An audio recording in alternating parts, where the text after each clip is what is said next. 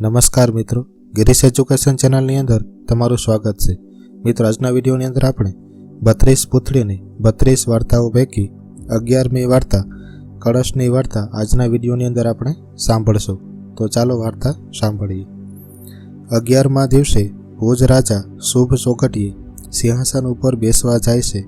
ત્યાં પૂતળી બાળાએ ભોજ રાજાને સિંહાસન ઉપર બેસવા જતાં અટકાવી અને બોલી, સબૂર રાજા, આ સિંહાસન વિક્રમ રાજાનું છે। તેના જેવા પરાક્રમી અને પરોપકારી રાજા જ આ સિંહાસન ઉપર બેસી શકે। આમ કહી તેણે રાજાના કહેવાથી વિક્રમ રાજાના પરાક્રમને પરોપકારની નવી વાર્તા કહેવી શરૂ કરી। ઉજ્જૈની નગરીમાં થોડા દિવસથી ચોરોની બૂમો વધતી જતી હતી। એક દિવસ શ્રાવણ માસની ઘનઘોર રાતે ઉજ્જૈની નગરીના બધા માણસો ભર નીંદરમાં હતા। પશુ પંખીઓ પણ જંપી ગયા હતા।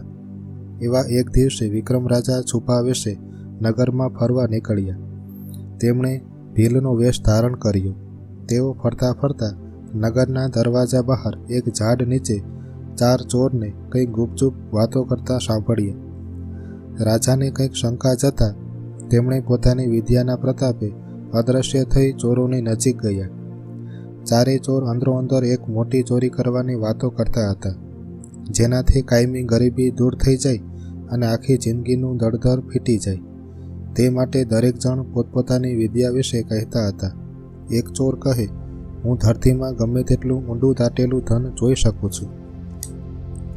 બીજો ચોર કહે, હું પશુ પંખીની ભાષા જાણું છું। ત્રીજો કહે, હું ગમે તેવી જમીન સહેલાઈથી ખોદી શકું છું અને વજ્જરની ભીત પણ તોડી શકું છું।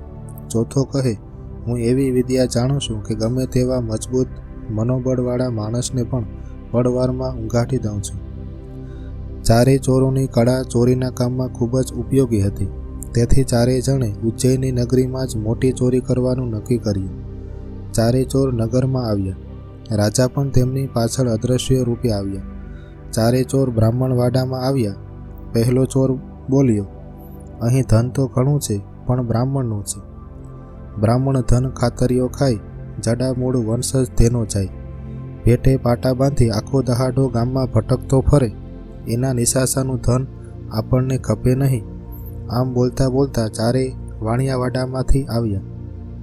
પહેલા ચોરે કહ્યું, વાણિયાઓ પાસે અટલક ધન છે। ત્યારે બીજાએ કહ્યું, આ તો વાણિયાઓ કહેવાય, તેમને ધન બહુ વહાલું હોય। તે તો પાઈનો પણ હિસાબ રાખે, પાઈ પણ તેઓ જવા દે નહીં। આવા વાણિયાઓ પાસે ઊંડા નિશાસાનું ધન હોય છે, તેથી આપણું નખો જ વળી જાય। ત્યાંથી 4 ચોરે ગુણકાના વાસમાં આવ્યા। એટલે એકે પૂછ્યું, અહીં? ના રે ભાઈ, પૈસા ખાતર પોતાનું શરીર દેખાડનારને ત્યાં તો ચોરી કરે શો લાભ? હજી ચાલો આગળ। ચોર આગળ જાય છે। ભાટવાડો આવ્યો એટલે બધાએ પહેલા ચોરને પૂછ્યું। ત્યારે તે બોલ્યો, અહીં ધન તો ઘણું છે, પણ જેવો પૈસા માટે બાપા બાપા કહેનારને ત્યાં તો વળી ખાતર શી રીતે પડાય? તેનો માલ લઈએ તો કોઠ નીકળ્યા વગર ના રહે, માટે આગળ ચાલો। ત્યાંથી નીકળી 4 ચોર સુથારવાડા કારીગરના વાડામાં આવ્યા। એક શાણો ચોર બોલ્યો, તે લોકો આખો દિવસ મહેનત કરીને ધન ભેગું કરે છે, તે આપણાથી ન લેવાય। વિક્રમ રાજા અદૃશ્ય સ્વરૂપે તેમની સાથે જ હતા। ચોર લોકોમાં આટલી માનવતા દયા જોઈને તેમને નવાઈ લાગી। 4 ચોર આગળ ચાલતા ચાલતા રાજાના મહેલે આવ્યા। રાજા પણ ચોરોની પાછળ અદૃશ્ય સ્વરૂપે આવ્યા। બધાએ છેલ્લે હવે રાજાના મહેલમાં ચોરી કરવાનું નક્કી કરી લીધું। પહેલા ચોરે કહ્યું, રાજાનું અટલક ધન તેના શયનખંડના પલંગના પાયા હેઠળ છે, ત્યાં 4 કળશમાં ધન પડેલું છે। ચોરો મહેલ આગળ આવ્યા। રાજા પણ મનમાં હસતા હસતા અદૃશ્ય સ્વરૂપે તેમની પાછળ જ હતા। મહેલની 4 બાજુ પહેરગીરો ખુલ્લી તલવાર સાથે પહેરો ભરતા હતા। ચોથા ચોરે પોતાની વિદ્યાથી બધા જ પહેરગીરો તેમજ સિપાહીઓને ઊંઘતા કરી દીધા અને 4 રાજાના શયનખંડમાં આવ્યા। પછી ત્રીજા ચોરે, જે ગમે તેવી જમીન આસાનીથી ખોદવાની વિદ્યા જાણતો હતો, તેણે રાજાનો પલંગ ખસેડીને પોતાની વિદ્યાથી જમીન ખોદી કાઢી અને અંદરથી 4 કળશ કાઢ્યા। ચારે ચોર એક એક કળશ લઈને મહેલમાંથી નીકળી ગયા. રાજા પણ અદૃશ્ય સ્વરૂપે તેમની પાછળ પાછળ ગયા. ચાલતા ચાલતા ચારે ચોર નગરના બહાર નીકળ્યા હશે કે તળાવના કાંઠે એક શિયાળ કૂતરાને કંઈક કહેતું હતું કે અલિયા શ્વાન, તું કેવો નિમક હરામ છે. ચોરો રાજમહેલમાંથી ચોરી કરીને જાય છે, છતાં તું કેમ ભસતો નથી? ત્યારે કૂતરો બોલ્યો, માલનો ધણી જ ચોર લોકોની સાથે છે, પછી ભસું કોને? આ વાત વનચરની ભાષા જાણનાર ચોરે સાંભળી. તેણે બધાને ચેતવી દીધા અને કહ્યું, ભાઈઓ, ધનનો માલિક ધનને જોઈ રહ્યો છે. તે આપણી બુરી હાલત કરશે, માટે આપણે આપણા ગુપ્ત સ્થળે જવું નથી, બીજે ક્યાંક આ ચારેય કળશને છુપાવી દઈએ. ચારેય ચોરો ચેતી ગયા. તેઓ એક પર્વતની ગુફામાં ગયા અને ત્યાં ખાડો ખોદી કળશ દાટી દીધા અને 2 દિવસ પછી બધું ટાટું પડશે એટલે ધન કાઢી જઈશું. આમ વિચાર કરી ચારેય અલગ અલગ દિશામાં જતા રહ્યા. રાજા પણ અદૃશ્ય સ્વરૂપે તેમની સાથે જ હતા. તેઓ મૂંઝાયા કે હવે 4માંથી કયા ચોરને પકડવો. જો 4માંથી એક ચોરને પકડવા જાય તો બીજા 3 આવી કળશને કાઢી જાય. આમ વિચારી તેઓ આખી રાત કળશની ચોકી કરતા રહ્યા. સવાર થયું, રાજા પોતાના મહેલમાં આવી સૂઈ ગયા. બીજી બાજુ પહેરેગીરો જાગ્યા ત્યારે ખબર પડી કે મહેલમાં રાજાના શયનખંડમાં ચોરી થઈ. બધા સિપાહીઓએ આ જાણ્યું ત્યારે તેઓએ ચારે બાજુ દોડાદોડ કરી મૂકી. થોડી વારમાં તો આખા ગામમાં આ વાત પ્રસરી ગઈ. આ વાત રાજાને કાને આવી, પણ તેઓ નિશ્ચિંત રહ્યા, કારણ તેઓ ચોરી વિશે જાણતા જ હતા. તેમણે કોઈને ઠપકો પણ આપ્યો નહીં. મધરાત થતાં વિક્રમ રાજા એક વહેલને 2 બળદ જોડી પેલી ગુફામાં ગયા અને ત્યાં દાટેલા ચારેય કળશને કાઢી વહેલમાં નાખી નગર તરફ પાછા વળ્યા. રસ્તામાં એક કૌતુક થયું. 2 વૃદ્ધો ને 2 જુવાનો ચોધાર આંસુએ રોતા રોતા રાજાને સામે મળ્યા. એમને રસ્તામાં આવી રીતે રોતા જોઈ રાજાએ વહેલ ઊભી રાખીને તેમને પૂછ્યું, ભાઈઓ, તમે કોણ છો? આમ અડધી રાત્રે અહીં ઊભા રહી કેમ રડો છો?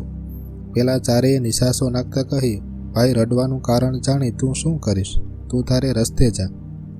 વિક્રમ રાજાએ તેમને પોતાની ઓળખાણ આપી ત્યારે એક વૃદ્ધ બોલ્યો, અન્નદાતા, અમે ગરીબ બ્રાહ્મણ છીએ. અમારા દીકરાના લગ્ન થોડા જ દિવસમાં થવાના છે. મારા વેવાઈ લગ્ન માટે ખૂબ જ ઉતાવળ કરે છે, પરંતુ અમારી પાસે લગ્ન કરવા જેટલું ધન નથી. હું હવે લગ્નની તૈયારી કેવી રીતે કરું? ધનની માંગણી ઘણા પાસે કરી, પણ બધા અમને ના પાડે છે. સાથે સાથે અમારી ઇજ્જત ઉખાડી પાડે છે. માટે અમે આ નગર છોડી જઈએ છીએ. અમને નગર છોડતા ખૂબ જ દુઃખ થાય છે, એટલે અમે બધા રડીએ છીએ. વિક્રમ રાજાને તેમના પર દયા આવી. તેમણે વહેલમાં પડેલા એક કળશમાંથી થોડું ધન વૃદ્ધને આપ્યું, પરંતુ તેને આટલા ધનથી સંતોષ થયો નહીં. તેણે રાજાને કહ્યું, મહારાજ, તમારે વળી ધનની ક્યાં ખોટ છે? આટલા ધનથી શું થવાનું? જો તમારે ધન આપવું હોય તો આ ચારેય કળશ અમને આપી દો, જેથી આખી જિંદગીની અમને શાંતિ થઈ જાય. રાજાએ વિના સંકોચે હસતા ચારેય કળશ તેમને આપ્યા અને ખાલી વહેલે મહેલે આવ્યું. બ્રાહ્મણો કળશ લઈને ઘેરે ગયા અને ઘરના એક ખૂણામાં ચારેય કળશને દાટી દીધા. વિક્રમ રાજા પોતાના મહેલે ગયા અને પ્રધાન, ખજાનચી, સેનાપતિ વગેરેને બોલાવી કળશની ચોરી વિશેની તમામ હકીકત જાહેર કરી દીધી. પછી બધાને શાંતિ થઈ. જ્યારે બ્રાહ્મણે તો લગ્નની તૈયારીઓ કરવા માંડી. તેણે ગામથી પોતાના સગા વહાલાને તેડાવવા માણસો પણ મોકલી દીધા. ઘરને પણ શણગારવા માંડ્યું. તોરણો બંધાવ્યા. બ્રાહ્મણે બધી તૈયારીમાં 2 દિવસ નીકળી ગયા. આ બાજુ 2 દિવસ પછી ચારેય ચોર કળશ લેવા ગુફામાં ગયા, પણ કળશ મળ્યા નહીં. ચારેય ચોર તો કળશને ગુમ થયેલા જોઈ ચોંકી ગયા. તેઓ ત્યાંથી નીકળી નગરમાં આવ્યા. પહેલા ચોરે પોતાની વિદ્યાના પ્રતાપે કળશ બ્રાહ્મણના ઘેર છે તેમ કહ્યું. ચારેય ચોર બ્રાહ્મણને ઘેર આવ્યા. ચારેય જોયું તો બ્રાહ્મણનું ઘર તો ઝગમગી રહ્યું હતું. જાત જાતના તોરણો બાંધેલા હતા. ઘરમાં દોડધામ ચાલી રહી હતી. ચોથા ચોરે બધાને પળવાળમાં ઊંઘાડી દીધા. ત્રીજાએ જમીન ખોદીને કળશ બહાર કાઢી લઈ ગયા. સવાર થતાં બધા જાગ્યા. ઘરમાં જ્યાં કળશ દાટેલા હતા ત્યાં ખાડો ખોદેલો જોયો. બ્રાહ્મણને ત્રાસકો પડ્યો. તેણે જોયું તો ચારેય કળશ ગુમ થયેલા જોયા. બ્રાહ્મણને થયું કે રાજાએ 4 કળશ ચોરી લીધા છે. તેનાથી પહેલાં ના તો કહેવાયું નહીં એટલે તેણે કળશ તો આપ્યા, પણ પછી ખાતર પડાવી પાછા કળશ મેળવી લીધા. તેણે તો આપણું નાક કાપી લીધું. ચારેય બ્રાહ્મણો રડતા રડતા વિક્રમ રાજાના મહેલે આવ્યા. તેમાંનો એક ગુસ્સામાં આવી રાજાને એલફેલ બોલવા લાગ્યો. બ્રાહ્મણ બોલ્યો, હે પાખંડી, તમે અમને ધન આપ્યું એટલે અમે ગામે ગામ નોતરા દીધા, સગા વહાલાને તેડાવ્યા. જો તમારે ધન પડાવી લેવું હતું તો આપ્યું શા માટે? હવે અમારી લાજ શી રીતે રહેશે? હવે તો અમારે મર્યા સિવાય છૂટકો નથી. અમે તો ચારેય જણ તમારે મહેલે આપઘાત કરીશું, પછી તો તમને શાંતિ વળશે ને? રાજા તો બ્રાહ્મણના આવા હલકટ ભર્યા શબ્દો સાંભળી ડઘાઈ ગયા.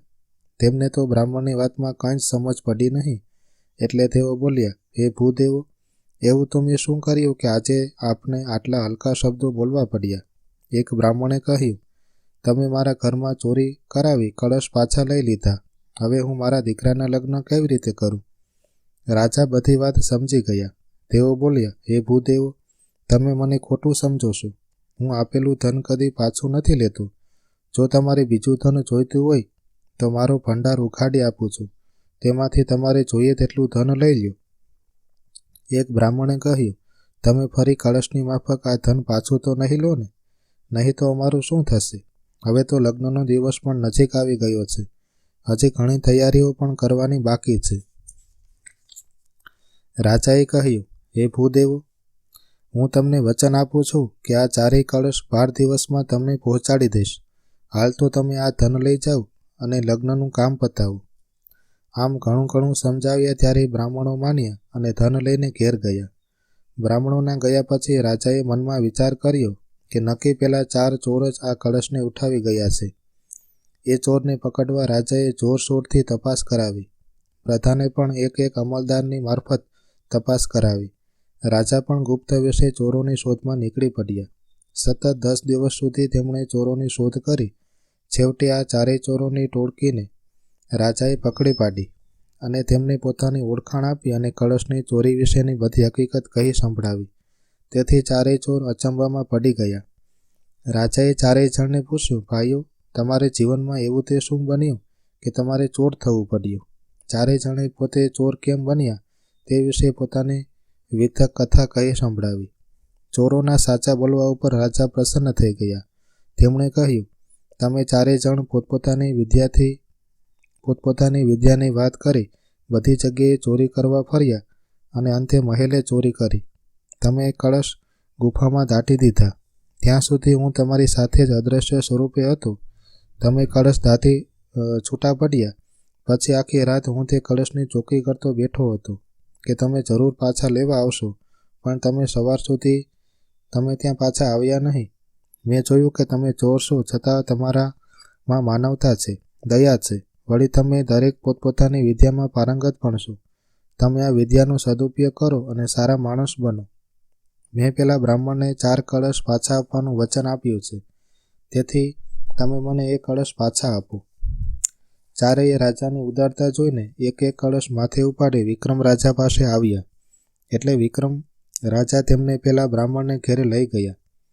વિક્રમ રાજા સાથે 4 ચોરને આવેલા જોઈ બ્રાહ્મણે ચારેય બ્રાહ્મણોને વિક્રમ રાજાની માફી માંગી અને કહ્યું, અન્નદાતા, અમને માફ કરો. ધનની લાલચમાં અમે તમને ગમે તેવા હલકા શબ્દો બોલ્યા.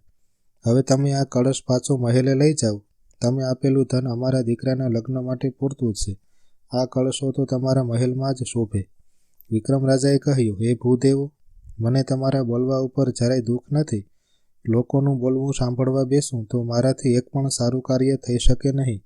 હું તો દરેકના ભલાઈનું કાર્ય કરવા જ બેઠો છું. હવે તમારે લગ્ન પ્રસંગ આનંદથી ઉજવો અને કાંઈ પણ મદદની જરૂર પડે તો અવશ્ય મારી પાસે આવજો. વિક્રમ રાજા ચોરો પાસે કળશ ઉપડાવી પોતાને મહેલે લઈ આવ્યા અને ચોરોને પણ ચોરી કરવા બદલ માફ કરી દીધા. તેમણે દરેક ચોરને ચોરીનો ધંધો મૂકી પ્રામાણિક ધંધો કરવાની ભલામણ કરી. તેમણે દરેક ચોરને 1,000 સોના મહોરો આપી વિદાય કર્યા. રાજાના આવા વર્તનથી ચોરોનું પણ હૃદય પરિવર્તન થયું અને તેઓ સોના મહોરોથી પોતાનો નાનો ધંધો શરૂ કરી જિંદગી સુખમય રીતે વિતાવી. બાળા પુત્રીએ વાર્તા પૂરી કરી કહ્યું, હે ભોજ રાજા, વિક્રમ રાજા આવા પરગજુ અને વિદ્યા પારખુ હતા. તેમના જેવા રાજા જ આ સિંહાસન ઉપર બેસી શકે. આમ કહી બાળા પૂતળી સરળ કરતી આકાશ માર્ગે ઉડી ગઈ અને આપણી વાર્તા પણ અહીં પૂર્ણ થાય છે.